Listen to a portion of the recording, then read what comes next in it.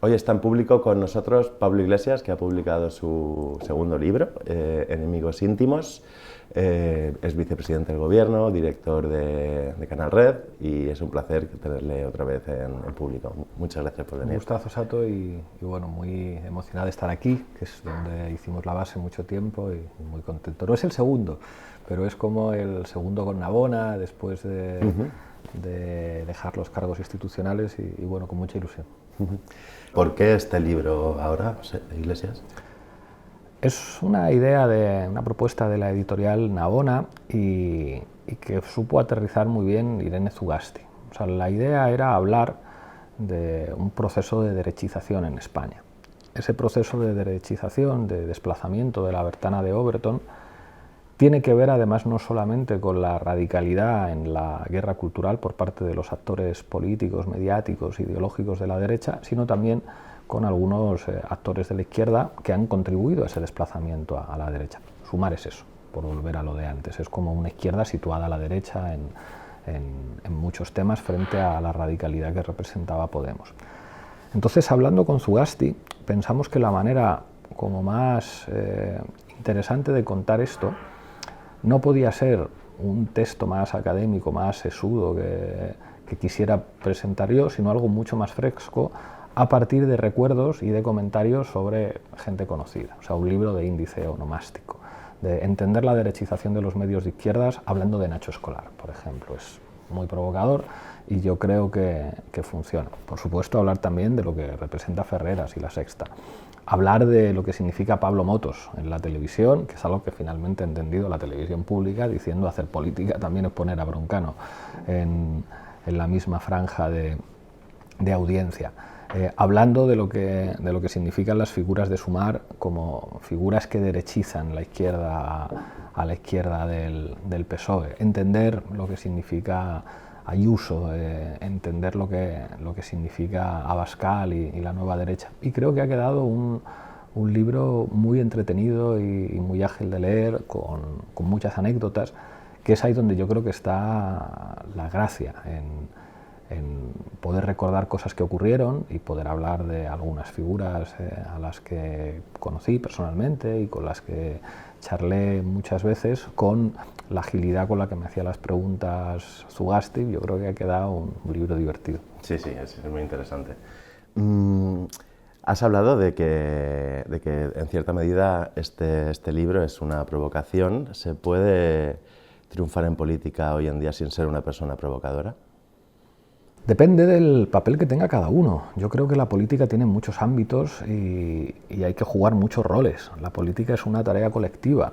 A mí a veces me dicen, ¿volverás a la política? Y digo, nunca me he ido de la política. Dirigir un medio de comunicación es estar en política y los que trabajamos en el ámbito mediático, en un contexto de hegemonía cultural de la derecha, creo que si no provocamos nos va mal, pero luego hay otros compañeros y compañeras que pueden tener roles de partido, de cargos de partido, de cargo público, cuyo trabajo es distinto y donde la provocación no opera con los mismos códigos, o militantes de los movimientos sociales que se mueven en otros ámbitos y en otros códigos. Creo que la provocación forma parte de un repertorio de acciones mediáticas colectivas disponibles, pero que no lo es todo.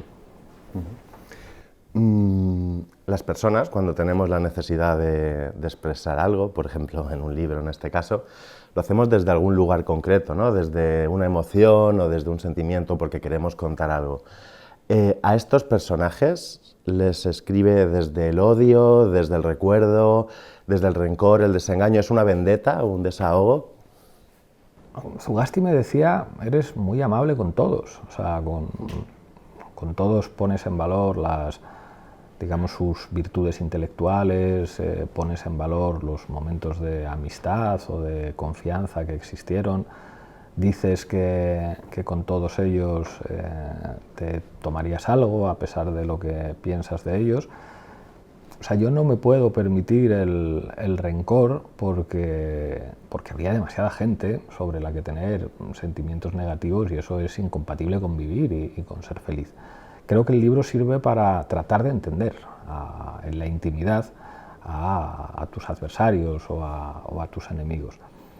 En el libro, por ejemplo, cuando hablo de Escolar, le defino como el periodista más brillante de este país, alguien que ha sido capaz de crear un medio que tiene apoyos privados, pero que no depende de los apoyos privados, sino que ha logrado un nivel de suscriptores muy alto y al mismo tiempo hacer periodismo de calidad, pero que entiende cómo funciona el poder y que necesita una serie de alianzas empresariales. Una es con Ferreras, para salir en su tertulia y que eso dé visibilidad al periódico, y otra a nivel político es con el PSOE. Entonces tiene la habilidad de hacer un periódico que lee gente de izquierdas para llevarles, digamos, como a las posiciones del PSOE, de manera yo creo que mucho más brillante y mucho más inteligente que el País y mucho más independiente. O sea, el País ahora mismo está en manos de Orgulian y de los accionistas, y la única manera de compensar eso es que Moncloa haya movilizado a eventuales posibles accionistas para que operen, digamos, en no perder esa empresa.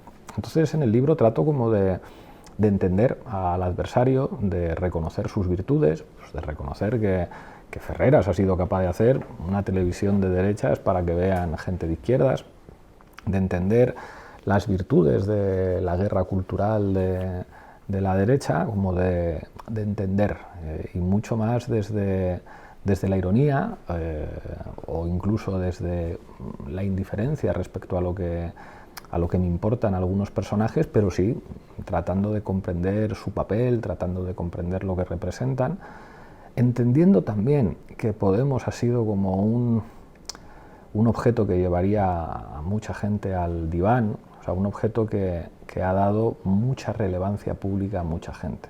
O sea, Podemos sirvió para hacer famosa a mucha gente, y hacerse famoso en la jungla de Madrid pues representa salir por la noche, ligar, que te conozcan, que te elogien, y eso ha destruido a mucha gente, o ha llevado por un callejón sin salida a los infiernos a mucha gente en el mundo de la política, en el mundo del periodismo, y creo que de eso hay que tomar distancia emocional, pero hay que comprender que es un mecanismo psicológico que ha operado y que explica muchas cosas.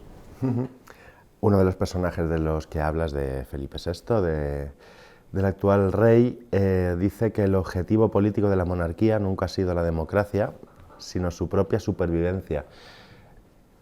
¿Tiene en este mundo cambiante la monarquía más complicada su supervivencia, o ante las adversidades, las incomprensiones de lo que ocurre, lo tiene más fácil? Lo que digo de que el objetivo de la monarquía ha sido siempre sobrevivir es un consenso entre los historiadores. Es decir, de lo que movía a Juan Carlos en el proceso de transición era una asunción de que solamente con un sistema equiparable a los europeos de nuestro entorno podía sobrevivir la monarquía. Para que España fuera una monarquía tenía que ser una monarquía constitucional, etcétera, etcétera, etcétera. Es verdad que en aquel contexto contaba a la monarquía con un elemento que ahora no tiene de manera tan claro, que es como era la única garantía de que los militares no dieran un golpe de Estado, y de alguna manera lo que ocurre el 23F genera una narrativa que aterriza eso, que dice, ven, ¿sabes? Como el ejército no respondía al poder civil, pero al jefe del Estado sí, que era un poder simbólico, pero respondía a ese poder simbólico, y cuando sale vestido de militar Juan Carlos por la noche se termina el golpe. Ahora eso no existe. Ahora digamos que la monarquía no es la garantía de que los militares no den un golpe de Estado, pero es, yo creo, que el referente ideológico y simbólico de la unidad de España para los grandes poderes del Estado. O sea, creo que las élites de la judicatura, las élites de las fuerzas y cuerpos de seguridad, las élites del ejército y las élites empresariales españolas entienden que la monarquía es un símbolo político de su poder y de su proyecto de país y de su proyecto de Estado. Claro, han perdido el apoyo de la gente. Ahora, cada vez que se hace una encuesta sobre monarquía-república, sale la república. Y a mí me gustaría que hubiera una asunción por parte de todos los sectores políticos que hicieron posible la investidura de Pedro Sánchez, que entendieran que la única posibilidad de transformación política en España es dar una batalla dentro del Estado, que es una cosa que los independentistas no entienden, y que el PSOE entendiera que la monarquía es un símbolo de la derecha y que solamente un modelo de España plurinacional puede ser un proyecto de Estado atractivo para ese conjunto de sectores que configuran una alianza política muy amplia. Este siempre ha sido como el gran objetivo de Podemos, frente a los que decían no, una izquierda de las cosas de comer, de ciertas medidas sociales y no sé qué. Nosotros decíamos sí, todo eso está bien, pero hace falta un proyecto de Estado, que tiene que ser un proyecto de Estado republicano, para que España tenga alguna viabilidad fuera de los marcos ideológicos de la derecha que cataliza de alguna forma la monarquía española. Yo creo que no es imposible pensar en un futuro republicano de España, pero no va a ser nada fácil. Mi gran fracaso político es no haber convencido a Pedro Sánchez de que su supervivencia pasa por una república plurinacional.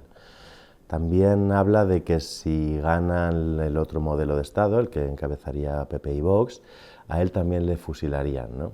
No solo a usted, a Pablo Iglesias, sino a Pedro Sánchez. Si gana ese modelo de Estado que no es la República Plurinacional, que es el nacionalismo español, la derecha española, ¿qué futuro nos espera a los sectores de izquierdas de este país? La cárcel o el exilio. Y creo que esto hay que decirlo así porque no van a hacer prisioneros. España ahora mismo es casi una excepción en Europa.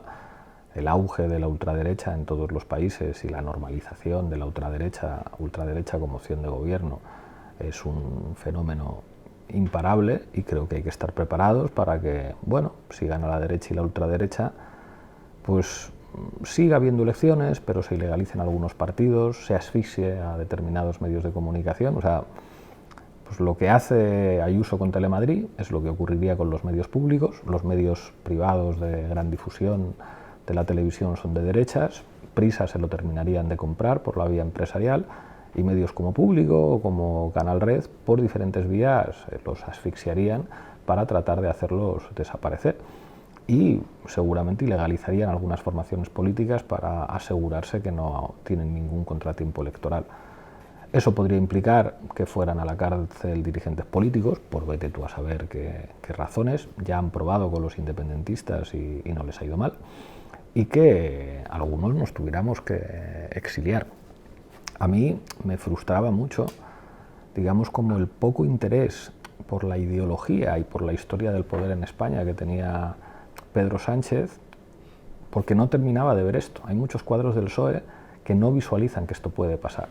O sea, que no han estudiado lo suficiente la historia de España como para saber que los periodos de democracia y de libertades han demostrado ser breves. O sea, que la normalidad en España es una derecha muy agresiva y que caminamos hacia ese modelo. Y que si no le quitas al enemigo parte de su poder del Estado, te van a destruir. Por eso siempre me ha parecido un error pactar la renovación del Consejo General del Poder Judicial con la derecha o no asumir, digamos, una serie de reformas de Estado para reequilibrar la correlación de fuerzas ahí. Parece que últimamente el PSOE lo entiende un poco más, pero no tanto por conocimiento histórico, sino porque les están dando. O sea, a la familia de Pedro Sánchez le están haciendo el lawfare, entonces parece que lo han entendido y se han puesto de acuerdo con nosotros en Televisión Española para sacar a la derecha de una posibilidad de veto o de bloqueo en Televisión Española, y ahora hay una Televisión Española pues que funciona un poco mejor y que hace la guerra política y en la que sale Podemos, que antes eso no ocurría.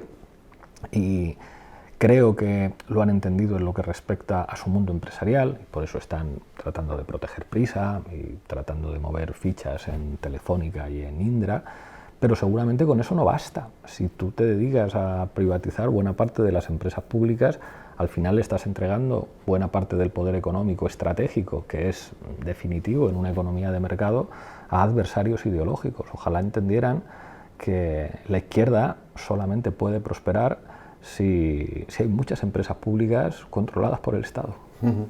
De su respuesta derivan dos preguntas. Defienden el libro que los jueces no son mayoritariamente conservadores por una cuestión de barreras de clase para entrar en la judicatura, sino que los jueces también progresistas se ven rodeados de una hegemonía que les va influyendo hasta terminar por defender el cuerpo por encima de cualquier ideología, ¿no? ¿Cómo se cambia el sistema judicial entonces? Hay una cosa muy polémica que digo en el libro. Hay un argumento muy de la gente de izquierdas que dicen: los hijos de la clase trabajadora lo tienen más difícil para opositar a jueces y fiscales porque sus padres no se pueden permitir estar pagándoles durante años hacer una oposición. Yo digo, eso puede ser verdad, pero hay gente de izquierda suficiente con dinero para poder pagar a los hijos esa oposición. Lo que hay aquí es que no hay una voluntad por parte de la gente de izquierdas de entrar en determinados cuerpos del Estado. Hay muy poquita gente de izquierdas que quiera ser policía, que quiera ser militar, que quiera ser juez, que quiera ser fiscal. Y eso es una catástrofe. Si no hay una voluntad de estar en espacios absolutamente estratégicos, al final los ocupa mayoritariamente la derecha. Tengo muchos amigos que estudiaron Derecho conmigo y no es que sus padres no se pudieran permitir pagarle la oposición para hacerlo, es que no les interesaba. O sea, es que a la gente de izquierda nos gusta hacer el doctorado, hacer trabajo social, teatro, periodismo, está bien, pero es como no haya gente que piense como nosotros, que asuma estar en los espacios de poder, lo tenemos perdido. ¿Qué ocurre en el Poder Judicial? Las élites judiciales son conservadoras. Y entienden además que son un cuerpo profesional que tiene que reproducirse. Y cuando entra gente ahí, que a lo mejor no tiene una ideología tan definida, los espacios de dominación son espacios dominados por los sectores conservadores. Buena parte de las asociaciones judiciales, incluso la progre que hay, más o menos del PSOE, Jueces por la Democracia, para la democracia, en realidad son corporativos. O sea, cada vez que se critica a un juez de derechas, cierran filas, todo lo contrario a lo que hacen los jueces de derechas. Y lo mismo en otras posiciones estratégicas del Estado. Claro, si a eso añadimos que la creación de policías autonómicas ha contribuido a españolizar todavía más las fuerzas de seguridad del Estado, no hay catalanes en la Policía Nacional, no hay vascos tampoco, y la gente de izquierdas ve a la policía como una cosa ajena, pues claro, o sea, estás fuera de espacios que son absolutamente estratégicos y en los que hay que estar, y no basta para tener poder, ganar elecciones y llegar al gobierno. Hace falta que haya jueces de izquierdas, hace falta que haya empresarios de izquierdas, hace falta que haya medios de comunicación de izquierdas, militares de izquierdas, sin eso es imposible. Antes hablaba también de la figura de Pedro Sánchez y de cómo parece que va entendiendo, según usted, algunas cosas sobre cómo ejercer el poder. Afirma en el libro que Pedro Sánchez está de acuerdo con Felipe González en muchas cosas, pese a las apariencias. ¿En qué? Yo creo que, para desgracia mía, Pedro amaba su partido. O sea, yo tenía la falsa esperanza de que, tío, o sea, toda la nomenclatura del partido ha ido por ti. Ha ido a por ti Felipe González, ha ido a por ti Zapatero, ha ido a por ti Susana Díaz, ha ido a por ti El País, ha ido a por ti la cadena SER. Yo esperaba que Pedro Sánchez construyera un camino diciendo: voy a dejar atrás todos los símbolos asociados a la socialdemocracia de mi país, al momento fundante de Suresnes. Pero no es así. Él ama al PSOE.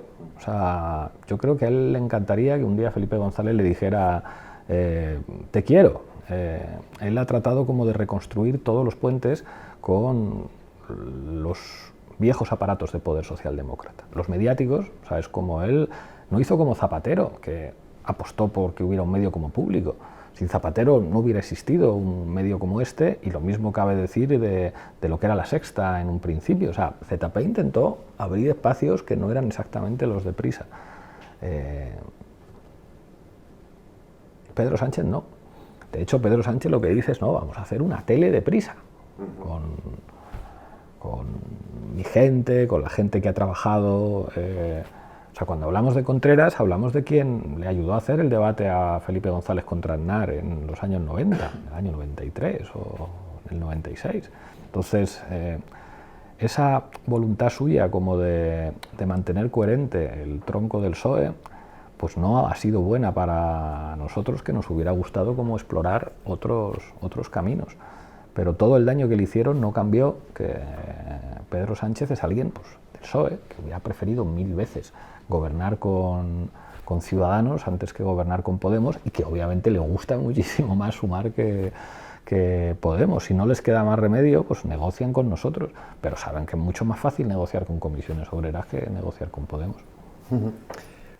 En el libro también dice que a veces fantasea con una escuela de Estado, pero lo deja ahí. Pero bueno, algún avance de cómo sería esa escuela de Estado tiene que ver con lo que estábamos hablando. Sí, o sea, una escuela de Estado es lo que tenían que haber hecho los sindicatos y las fundaciones de los partidos, pero sobre todo los sindicatos. Es como: vamos a hacer una escuela para que nuestra gente, que ha estudiado Derecho, por ejemplo, les vamos a pagar para que opositen y les vamos a poner los preparadores, para que haya jueces formados en la escuela del sindicato, para que haya abogados del Estado formados en la escuela del sindicato, para que haya técnicos de la Administración Central formados en la escuela del sindicato y, por supuesto, inspectores de trabajo y subinspectores. Eso es algo que los sindicatos y los partidos de izquierdas tendrían que haber tenido claro y no lo han tenido claro. Y a mí es algo que me encantaría hacer. Si a mí se me ve a la legua, es como una televisión, un periódico, una taberna, pues una escuela de Estado sería ideal. ¿Cuál es la clave para eso? Conseguir pasta. Entonces esa pasta no es fácil conseguirla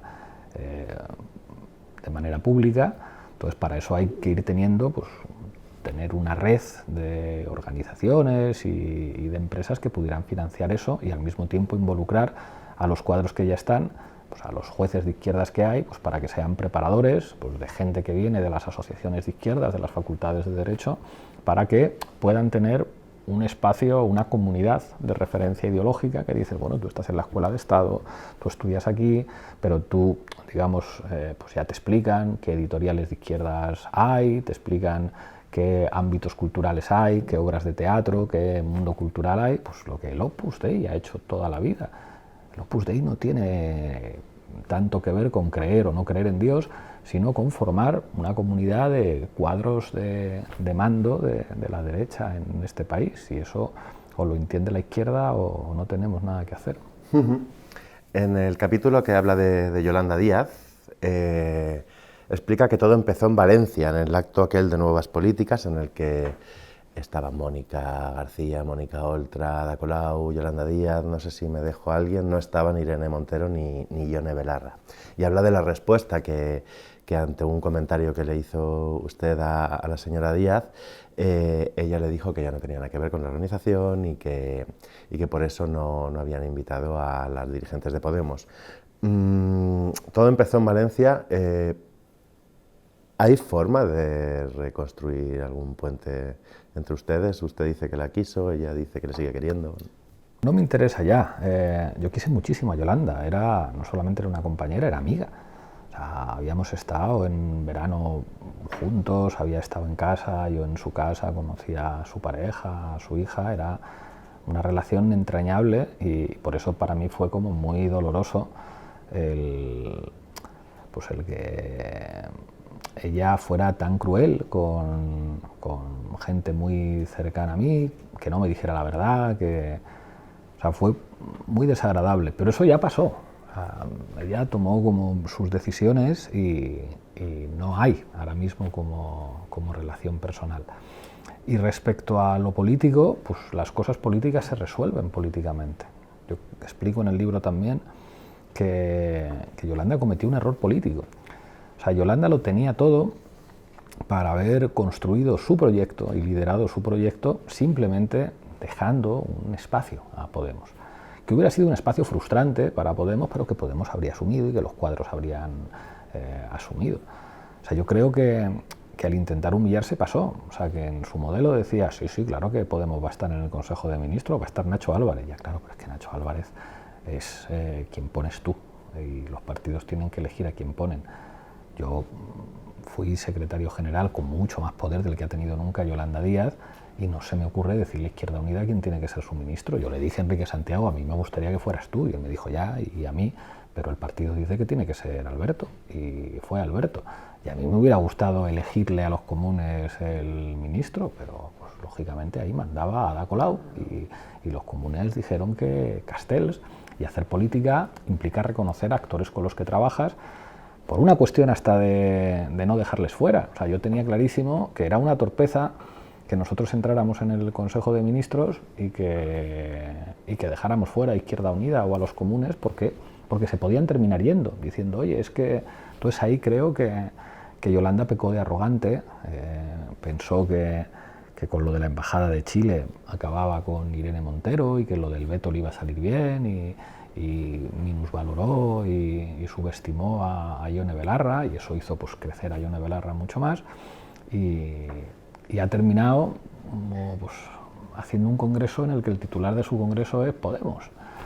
Entonces creo que no demostró mucha habilidad política, que la habilidad política tiene que ver con la capacidad de integración y la capacidad del respeto hacia otros actores con los que quieres caminar. Otra cosa es que no quieras caminar con ellos, y si no quieres caminar, que es lo que le pasa a Podemos ahora mismo con muchos actores, que es como, déjame tranquilo, que no quiero saber nada de ti, pero con quien quieres trabajar, pues le tienes que cuidar, y yo creo que no fue muy hábil políticamente.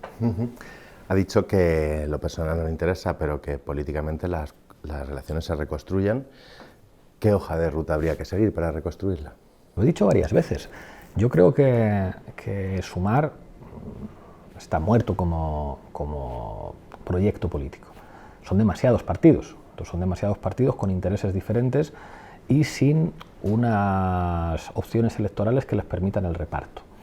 O sea, como es muy difícil que todas esas formaciones políticas se vuelvan a poner de acuerdo, porque son partidos de ámbitos territoriales distintos, entonces lo tienen muy complicado. De hecho, Yolanda trató a Izquierda Unida como un partido andaluz, entonces lo convirtió en un partido andaluz, el partido valenciano, el partido madrileño. Claro, entonces, ¿Sumar qué es?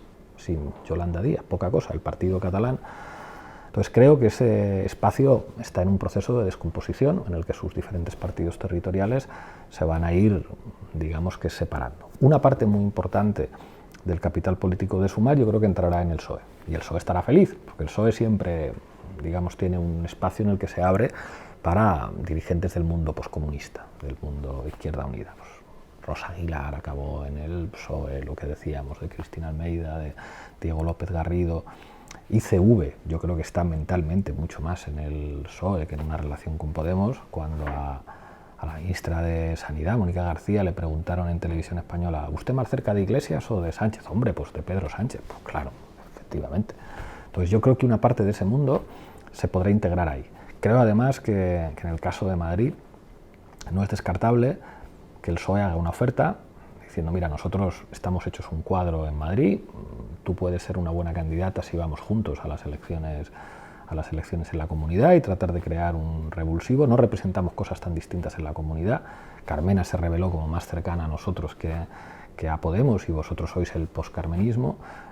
Vamos juntos y luego nos apoyáis en las generales. Yo creo que todo eso puede ocurrir, porque además en Sumar también se ha generado una dinámica que es muy jodida, que es los cargos asociados a la presencia en el gobierno. A ver, ¿qué haces tú para buscar empleo a un montón de gente que ha trabajado contigo durante una legislatura? Eso no es sencillo.